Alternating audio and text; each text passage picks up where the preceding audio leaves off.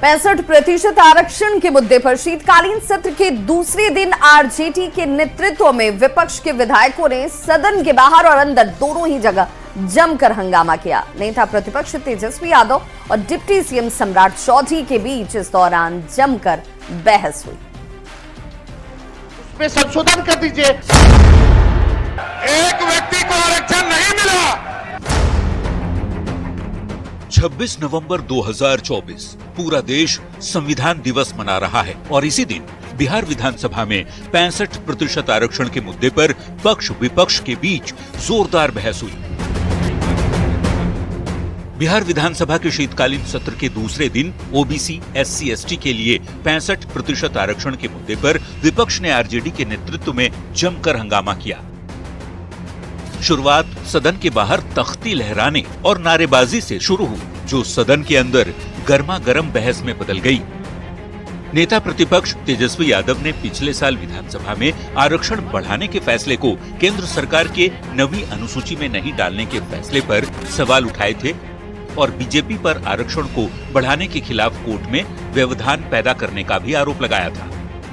कि नवंबर में ये पारित होता है, कोर्ट का आदेश रद्द होता है 7वां महीना अगले साल 24 में, तो 7 महीना अगर अनुसूची 9 में हमारी सिफारिशों को अगर केंद्र सरकार ने नहीं माना तो आप किसको दोषी समझते?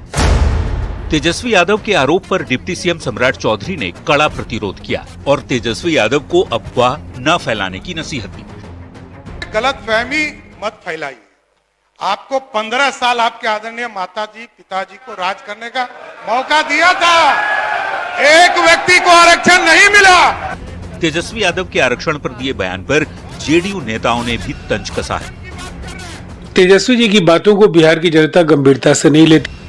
आपको बता दें, जातीय गणना के बाद बिहार सरकार ने आरक्षण का दायरा बढ़ाकर 65% कर दिया था, जिसका बीजेपी सहित सभी पार्टियों ने स्वागत किया था। फिलहाल कोर्ट ने बढ़े हुए आरक्षण पर रोक लगा दी है। तब से इस मुद्दे पर राजनीतिक वार पलटवार जारी है। न्यूज 18 के लिए पटना से अमित कुमार, संजय कुमार, शैलेंद्र कुमार और आनंद अमृतराज के साथ ब्यूरो। और अब बात शराबबंदी पर उठ रहे सवाल की। विधानसभा में नेता प्रतिपक्ष तेजस्वी यादव से शराबबंदी पर सवाल उठाते हुए सरकार से पूछा कि राज्य में साल 2016 से कठोर कानून लागू है, इसके बाद भी राज्य में शराब की बिक्री कैसे हो रही है, जिसका जवाब सदन में ग्रामीण विकास मंत्री श्रवण कुमार ने दिया। वहीं जेडीयू एमएलसी नीरज कुमार ने पूछा कि शराबबंदी की इतनी चिंता है तो फिर शराब कंपनियों से चुनाव में चंदा क्यों लिया। तेजस्वी को श्रवण कुमार का जवाब भी मिला। हर ट्राइब का ब्रांड आपको मिल रहा है, एक एक करके चिन्हित करके उन पर कार्रवाई भी हो रही है। बिहार विधानसभा के शीतकालीन सत्र के दूसरे दिन सदन में शराबबंदी का मुद्दा गूंजा। नेता प्रतिपक्ष तेजस्वी यादव ने आरोप लगाया कि आए दिन शराब से भरे ट्रक पकड़े जा रहे हैं, लेकिन सरकार बड़े माफिया को पकड़ने के बजाय गरीबों को पकड़कर जेल भेज रही है। एक व्यक्ति या एक बड़े लोगों का नाम बता दीजिए जो आप बिहार से बाहर जहां भी शराब की बोतलें पैक हो रही है, ट्रक से स्मगल करके बिहार में आ रहा है, उन कितने लोगों पर आपने कार्रवाई की है? बड़े मछलियों को आप छोड़ रहे हैं, जो बेचारा गरीब है उसको आप जेल में डालने का काम कर रहे हैं। तेजस्वी यादव के आरोपों का जवाब ग्रामीण विकास मंत्री श्रवण कुमार ने दिया। श्रवण कुमार ने कहा कि एक भी दोषी बख्शे नहीं जाएंगे। कानून का राज है बिहार में, किसी भी कीमत पर बचने वाले नहीं है। एक एक करके चिन्हित करके उन पर कार्रवाई भी हो रही है और भी जो बचे हुए लोग हैं सब पर कार्रवाई हो। शराबबंदी के मुद्दे पर बिहार विधान परिषद में भी जेडीयू और आरजेडी में एक बार फिर तकरार देखने को मिला। जेडीयू एमएलसी नीरज कुमार ने एक बार फिर आरजेडी पर शराब कंपनियों से 46 करोड़ रुपए से अधिक का चंदा लेने का आरोप लगाया और पूछा कि शराबबंदी वाले राज्य में शराब कंपनियों से चंदा क्यों लिया। और मेरा सीधा आरोप है कि जो शराब कंपनियों से पैसा ले सकता है उससे कोई न कोई आपका डील हुआ है। तेजस्वी यादव इसका खुलासा करें। 2016 में बिहार में शराबबंदी लागू की गई। शराबबंदी को सफल बनाने के लिए सरकार ने हर कोशिश की, लेकिन ये बात भी सच है कि शराब की तस्करी अभी भी जारी है।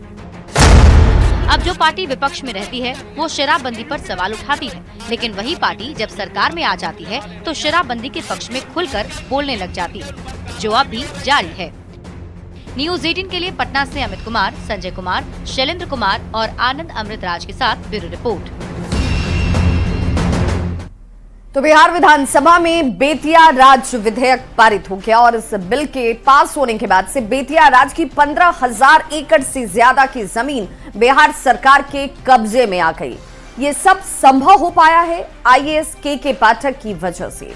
देखिए हमारी ये खास रिपोर्ट।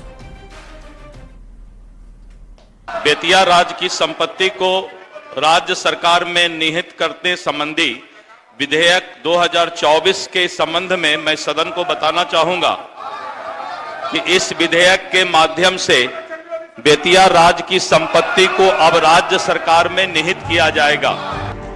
शीतकालीन सत्र के दूसरे दिन विधानसभा में एक अहम बिल बेतिया राज विधेयक ध्वनि मत से पारित हो गया। इस बिल के जरिए बेतिया राज की 15,000 एकड़ से ज्यादा की जमीन सरकार की हो गई। करीब 7,960 करोड़ की जमीन पर बिहार सरकार का कब्जा हो गया। बेतिया राज की जो भी परिसंपत्ति है वो सरकार की हो गई। अब उस जमीन पर अस्पताल, विश्वविद्यालय, कॉलेज, स्कूल और अन्य संस्थान खोले जाएंगे। बेतिया राज की कुल भूमि 15,000 एकड़ से अधिक है, जिसमें अधिकांश भूमि लगभग 15,215 एकड़ बिहार में है। उत्तर प्रदेश में लगभग 143 एकड़ भूमि है।